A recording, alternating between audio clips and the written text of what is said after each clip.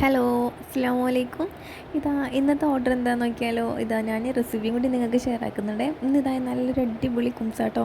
എനിക്ക് അധികവും മുട്ട കുംസിൻ്റെ ഓർഡർ വരുമ്പോൾ ഇങ്ങനെ ചെയ്യാൻ വേണ്ടിയിട്ടാണ് പറയൽ. നല്ല ടേസ്റ്റാണ്. എന്നാൽ പിന്നെ റെസിപ്പി നോക്കിയാലോ. അതിനായിട്ട് ഒരു ഫ്രൈ പാൻ വെച്ചിട്ടുണ്ട്. അതിലേക്ക് ഗീ ചേർത്ത് കൊടുക്കാം. ഗീയിലോട്ടേക്ക് ചെറുതാണെങ്കിൽ അരമുറി തേങ്ങ ചേർത്ത് കൊടുക്കാം. വലുതാണെങ്കിൽ നോക്കിയിട്ട് ഒരു അരക്കപ്പോളം ചേർത്ത് കൊടുത്താൽ മതിയാകും കേട്ടോ. എന്നിട്ട് ഇത് നല്ലതുപോലെ ഒന്ന് ഇളക്കി കൊടുക്കുക. ഇനി ഇതിലേക്ക് ഒരു അര ടീസ്പൂൺ മാത്രം നമുക്ക് പഞ്ചസാര ചേർത്ത് കൊടുക്കാം. പഞ്ചസാര തേങ്ങയിലേക്ക് ഒരുപാട് ആവണ്ടേ. എന്നിട്ട് ഇതുപോലെ ഒന്ന് ജസ്റ്റ് ഒന്ന് റോസ്റ്റ് ചെയ്തെടുക്കാം. പിന്നെ അതിലേക്ക് ഒരു ക്യാരറ്റ് ചേർത്ത് കൊടുക്കാം. ക്യാരറ്റിലേക്ക് ഒരു 2 ടേബിൾ സ്പൂണോളം പഞ്ചസാര ചേർത്ത് കൊടുക്കാവേ. എന്നിട്ട് ജസ്റ്റ് ഒന്ന് ഇളക്കി കൊടുക്കുക. എന്നിട്ട് രണ്ടും കൂടി ഒന്ന് മിക്സ് ചെയ്ത് കൊടുക്കാം കേട്ടോ. അപ്പം ക്യാരറ്റിൻ്റെയും തേങ്ങൻ്റെയും നല്ല എന്താ പറയുക വെള്ളം ഉണ്ടാവില്ലേ, അത് മൊത്തത്തിലൊന്ന് ഡ്രൈ ആയി കിട്ടണേ. ഡ്രൈ ആയിട്ടില്ലെങ്കിൽ നമ്മൾ ഈ കുംസിലേക്ക് ചേർത്ത് കൊടുക്കുമ്പോൾ നമ്മൾ ലാസ്റ്റ് കുംസ് കുക്കായി കിട്ടില്ലേ, അപ്പോൾ ഇത് ഫുള്ളായിട്ട് ഇങ്ങനെ അടിയിലിങ്ങനെ പോയി നിൽക്കും. അതുകൊണ്ടാണ് ഇതിങ്ങനെ നല്ലതുപോലെ ഡ്രൈ ആയിട്ട് എടുത്തിട്ടുണ്ടെങ്കിൽ കുംസിൻ്റെ എല്ലാ ഭാഗത്തേക്കും സ്പ്രെഡായിട്ട് തന്നെ ഉണ്ടാവും കേട്ടോ. അപ്പോൾ ഈ ഒരു മുട്ടക്കുംസിൻ്റെ ഈ ഒരു വീഡിയോ ഞാൻ മുന്നേ ഷെയർ ആക്കിയിട്ടുണ്ടായിരുന്നു. അത് ഞാൻ താഴെ കൊടുക്കുക, നിങ്ങൾ കാണാത്തവരുടെയും കാണണേ. അപ്പോൾ അതിൽ നിന്ന് ഒരു ടേബിൾ സ്പൂൺ മൈദ കുറച്ചിട്ട് വേണം ഇതിലെടുക്കാനായിട്ട്. കാരണം നമ്മൾ ഈ തേങ്ങയും ക്യാരറ്റും ചേർക്കുന്നതുകൊണ്ട് തന്നെ മൈദ അത്ര വേണ്ട. പിന്നെ നല്ലതുപോലെ ഇങ്ങനെ എന്താ പറയുക ഹാർഡായി കിട്ടും. അതുകൊണ്ട് നിങ്ങൾ ഒരു ടേബിൾ സ്പൂണോളം മൈദ കുറച്ചിട്ട് വേണം ചേർക്കാനായിട്ട്. അപ്പോൾ ബാക്കിയെല്ലാം അതേപോലെ തന്നെയാണ് കേട്ടോ. എന്നിട്ട് ഇതിൽ ചേർത്ത് കൊടുക്കുന്നതിൽ പക്ഷെ നല്ല ടേസ്റ്റാണ്. പിന്നെ നിങ്ങൾ ഇതൊന്ന് ജസ്റ്റ് ഒന്ന് റോസ്റ്റ് ചെയ്ത് എടുക്കുന്ന ടൈം ഗീ തന്നെ ചേർത്ത് കൊടുക്കണേ. ഇതിന് കുംസി പാത്രം വെച്ചിട്ടുണ്ട്.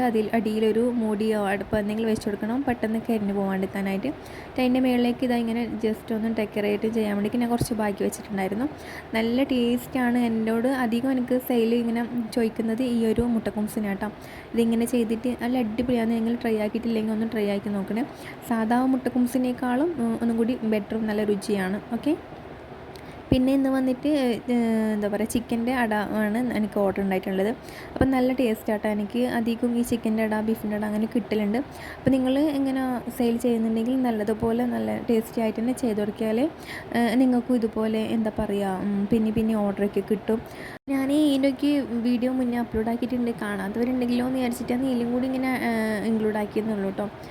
അപ്പോൾ ഇത് ഇറച്ചിയടിയാട്ടോ. പിന്നെ ഇത് ഞാനിങ്ങനെ കോട്ട് ചെയ്യുന്നതൊക്കെ ഞാൻ ഇതിൽ കാണിക്കുന്നുണ്ട്. ഞാനുണ്ടല്ലോ ഈ ഒരു മോൾഡിലാണ് ചെയ്തെടുക്കൽ. നിങ്ങൾക്കിന് മോൾഡില്ലാന്ന് വിചാരിച്ചിട്ട് കുഴപ്പമൊന്നുമില്ല, നമുക്ക് എന്ത് ഷേപ്പിലും ഇത് ചെയ്തെടുക്കാം കേട്ടോ. അപ്പോൾ ഞാനിങ്ങനെ ജസ്റ്റ് ഒന്ന് നല്ലതുപോലെ ഇങ്ങനെ ഇതാക്കി കൊടുക്കുന്നത്. ഫുള്ളായിട്ടുള്ള ചെയ്യുന്നില്ല, കുറച്ച് ചെറിയൊരു ചിക്കൻ അടിയായിട്ടാണ് ചെയ്തെടുക്കുന്നത്. അതുകൊണ്ടാണ് ഞാനിങ്ങനെ ഒരു ഭാഗത്ത് നിന്ന് ഇങ്ങനെ വലിച്ചിട്ട് ഇങ്ങനെ തൈലോട്ട് ആക്കിയിട്ട് കൊടുത്തത്. വീട്ടിൽ കാണുന്ന പോലെ നോക്കിയാൽ മതി കേട്ടോ. അപ്പോൾ ഇനി ഇത് ചൂടാക്കി എടുക്കണം കേട്ടോ. നമ്മളിങ്ങനെ ചൂടാക്കി എടുക്കുന്നതെന്ന് വിചാരിച്ചാൽ ഒരു 2 ആഴ്ചത്തോളം ഇത് കേടൊന്നും ഇല്ലാണ്ട് വെക്കാനായിട്ട് ഫ്രീസ് ചെയ്ത് വെക്കാൻ വേണ്ടിയിട്ടാണ്. അപ്പോൾ നമ്മൾ ചൂടാക്കിയിട്ടില്ലെങ്കിൽ മൈദയല്ല, അപ്പോൾ പെട്ടെന്ന് അതിങ്ങനെ മോശമായി പോകും. അപ്പോൾ ഇങ്ങനെ എല്ലാ ഭാഗവും നല്ലതുപോലെ ഇങ്ങനെ ചൂടാക്കി എടുത്തിട്ടുണ്ടെങ്കിൽ 2 ആഴ്ചത്തോളം എന്തായാലും പറ്റും കേട്ടോ. നമ്മളിങ്ങനെ സെയിൽ ചെയ്യുമ്പോൾ അതിങ്ങനെ അവർക്ക് സ്റ്റോർ ചെയ്ത് വെക്കാൻ വേണ്ടിയിട്ടൊക്കെ ആയിരിക്കും. അന്ന് തന്നെ അവർ അത് ഫ്രൈ ചെയ്തെടുക്കണമെന്നില്ലല്ലോ. അപ്പോൾ ഇങ്ങനെ ചെയ്താൽ നല്ലതാണ് കേട്ടോ. അപ്പോൾ എല്ലാ ഭാഗത്തേക്കും അതൊന്നിങ്ങനെ ചൂടായി കിട്ടണേ. പിന്നെ മോൾഡിലാന്ന് വിചാരിച്ചിട്ട് കുഴപ്പമൊന്നുമില്ല, നമുക്കിത് റൗണ്ട് ഷേപ്പിൽ ഇതുപോലെ ഒന്നിങ്ങനെ പരത്തി കൊടുത്തിട്ടാകുമ്പം അതിൻ്റെ നടുവിലല്ല കുറച്ചും കൂടെ സൈഡിലോട്ടായിട്ട് ഫില്ലിങ് വെച്ച് കൊടുക്കാം. എന്നിട്ട് ഒന്ന് ഫോൾഡ് ചെയ്തെടുക്കാം കേട്ടോ. ഞാനിങ്ങനെ വീഡിയോയിൽ കാണുന്നില്ല, അതുപോലെ ചെയ്താൽ മതിയാവും. എല്ലാവരുടെ കയ്യിൽ ഇങ്ങനെ മോൾഡൊന്നും ഉണ്ടാവണമെന്നില്ലല്ലോ. ആരുടെ അടുത്തില്ലാണ്ടൊക്കെ ചെയ്യില്ല. ഒരുപാട് ഷേപ്പൊക്കെ ഇപ്പോൾ ഷോപ്പിലേക്ക് ഉണ്ടല്ലോ, അങ്ങനെ നോക്കിയിട്ട് മേടിച്ചാൽ മതി. മോൾഡൊന്നും ഇല്ലെങ്കിൽ ഇങ്ങനെ ഒരു നമ്മൾ ഷവർമേൻ്റെ അപ്പം ചെയ്തെടുക്കുന്ന പോലെ ഇങ്ങനെ ഗ്ലാസ്സോ എന്തെങ്കിലും അടപ്പാമൻ്റെ വെച്ചിട്ട് ഇങ്ങനെ ചെയ്ത് കൊടുക്കാം കേട്ടോ. അപ്പോൾ നമുക്ക് എന്ത് ഷേപ്പിൽ വേണമെങ്കിലും നമുക്ക് ചെയ്തെടുക്കാം.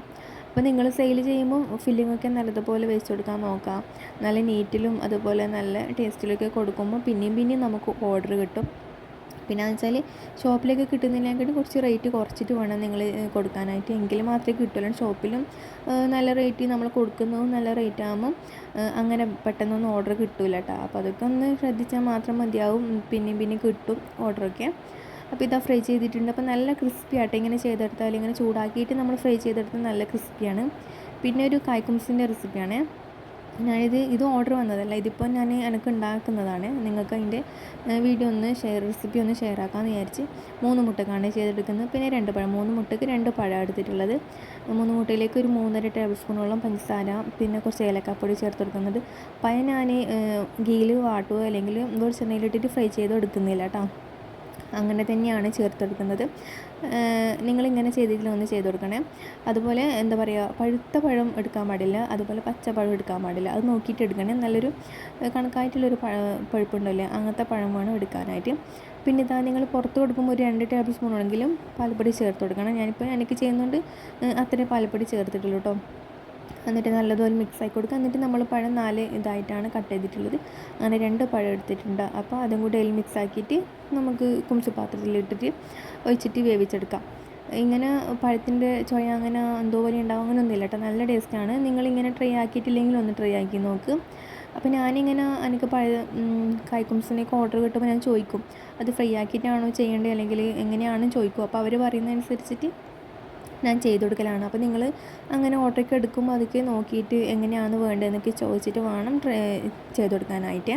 ഓരോരുത്തർക്ക് ഇങ്ങനെ ഇഷ്ടപ്പെടില്ല, അല്ലെങ്കിൽ ഓരോരുത്തർക്ക് പിന്നെ വാട്ടിയത് ഇഷ്ടപ്പെടില്ല, ഫ്രൈ ചെയ്തിട്ട് ചുട്ടാൽ അങ്ങനെ ഇഷ്ടപ്പെടില്ല. ഓരോരുത്തർക്കും ഓരോ ടേസ്റ്റ് ആയിരിക്കും. അപ്പോൾ അതൊക്കെ നോക്കിയിട്ട് വേണം നമ്മൾ ചെയ്യാനായിട്ട്. എങ്കിലല്ലേ പിന്നെയും നമുക്ക് ഓർഡറൊക്കെ കിട്ടും. അപ്പം ഇന്നത്തെ വീഡിയോ ഇത്രയേ ഉള്ളൂ കേട്ടോ. വീഡിയോ ഇഷ്ടമാവുകയാണെങ്കിൽ ലൈക്ക് ചെയ്യാനും സബ്സ്ക്രൈബ് ചെയ്യാനും പിന്നെ കമൻറ്റ് ഇടാനും മറക്കണ്ട കേട്ടോ. അപ്പോൾ ഇതുപോലുള്ള അടുത്ത വീഡിയോയിൽ കാണാം. Thank you.